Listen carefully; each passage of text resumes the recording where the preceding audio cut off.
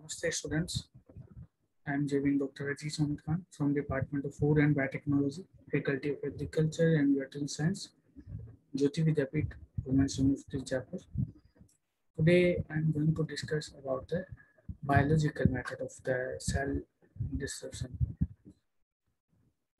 So in previous video I have discussed about some mechanical method of the cell disruption and non-mechanical, in which non-mechanical include the physical method of cell disruption method, chemical method and biological method. So this is the biological method. In the biological method, the enzymatic method is used for the disruption of the cell.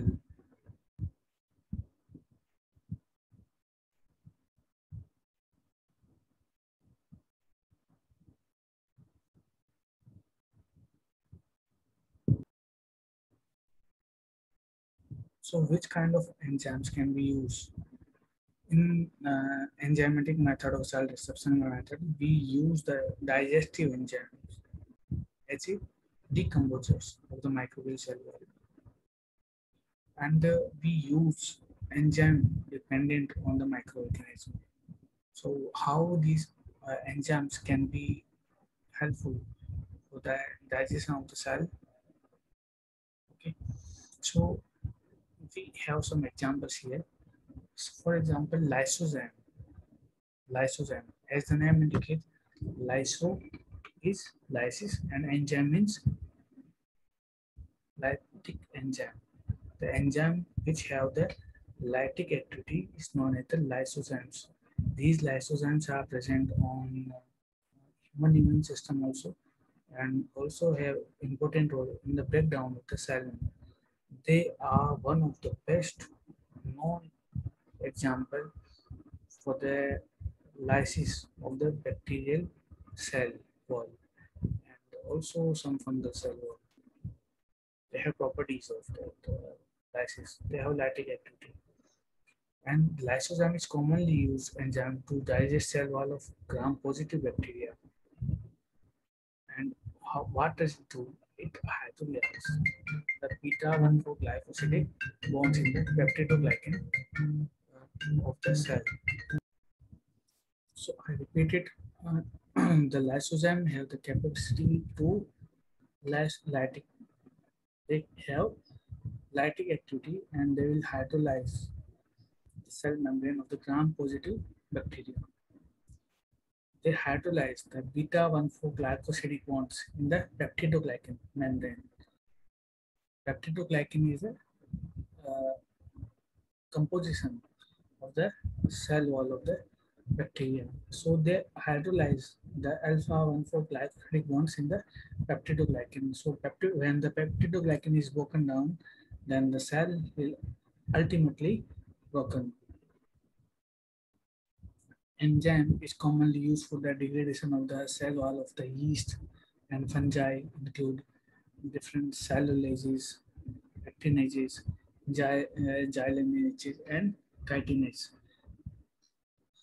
We know that fungal cell wall is composed of the chitin. When the chitin is degraded by the enzyme which is known as the chitinase, then the fungal cell cannot survive for a single minute, and all the components of the cell will come out of the cell and the cell will die immediately. Similarly, cellulases is also enzyme which can also digest the cell wall of the fungus also. Actinase is also a enzyme which can also hydrolyze because it is a enzyme which is present in the eukaryotic.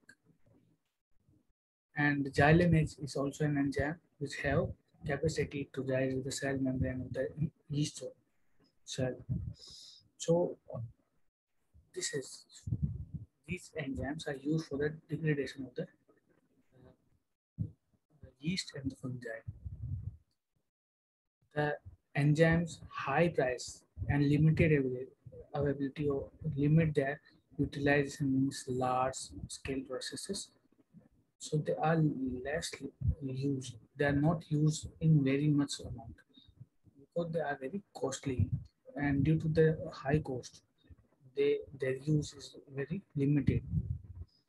But they are very effective. They are doing all the things very well.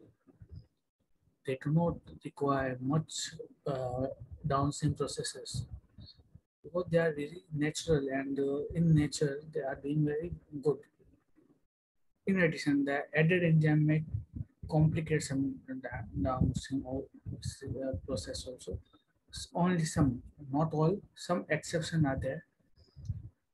They do not uh, interfere with the downstream processing, but they can interfere only in the purification step of the downstream processing, where they interfere in the purification in the protein, because these enzymes are also proteins, and when there is a requirement of the protein product purification, then they may disrupt this, because due to their similar nature, the protein cannot be purified. Some of the drawbacks can also be found in the enzymes, such as they are minimized by the immobilization of the enzymes. Okay. If there are some drawbacks, we know that these are the drawbacks that they can interfere in the purification step.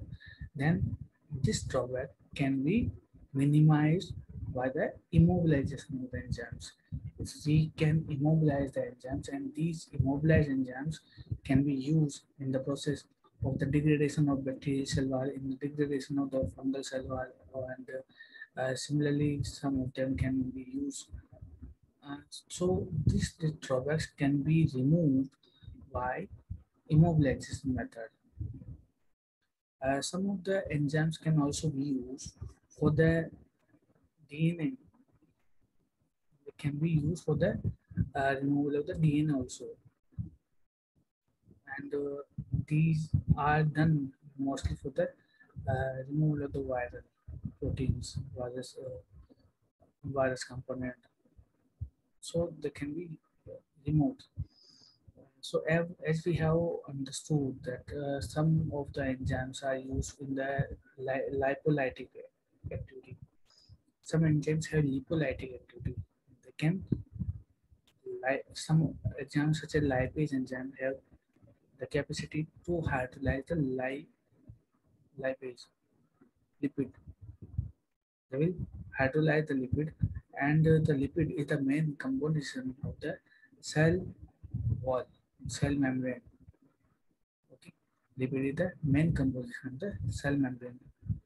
Some enzymes are the proteolytic enzymes, which can also be used. Okay.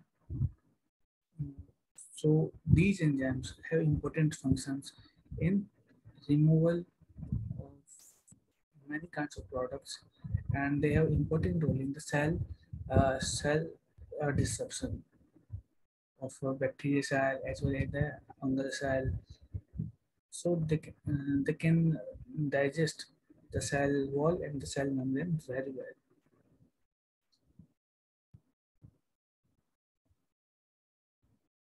So I hope that students will be better understand about the enzymatic method of the cell disruption method, and I hope this topic will help them in some aspects of the cell disruption methods.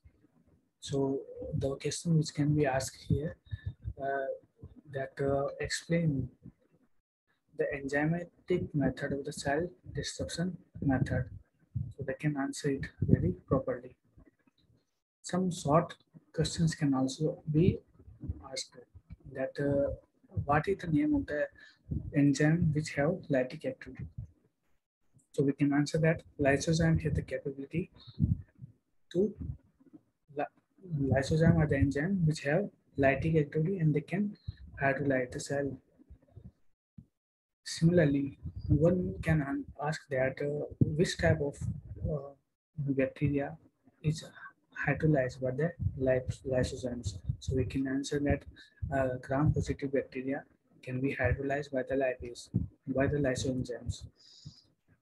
If somebody asks that, give the name of the bond which is broken by the lysosome, so we can answer that beta-1,4 glycosidic bonds is broken by the lysozymes. We know that lysozymes are present where, in which of the cell the lysozymes can be found. In human, in which cell the lysozymes are found.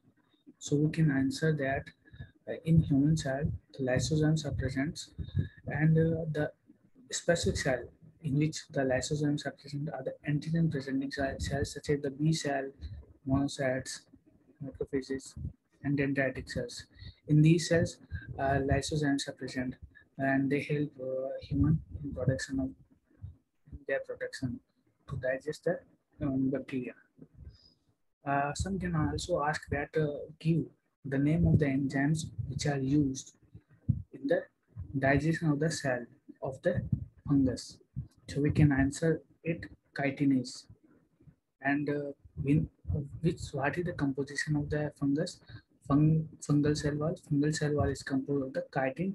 So the enzyme which is used in the degradation of the chitin is known as the chitinase. Some we can also give some examples such as cellulase, actinase, gyelinase, which are used in the bacteria and the yeast, which are used for the digestion of the bacteria, which are used for the digestion of the yeast and the fungal cell wall. So I hope that students will better understand all these things. One can also ask that, what is the solution of what is the solution to skip the problems caused by the enzymes in the downstream processing in the purification step. So we can answer that if we use enzymes in the immobilized forms, then this immobilization form can be used to remove the downstream processing problems in the enzymatic. We can use the immobilized enzyme so that these immobilized enzyme will not disturb the downstream processing step in the purification. So these all are enough to explain about. So my lecture is over here. If you have any question, you can ask me. Thank you very much.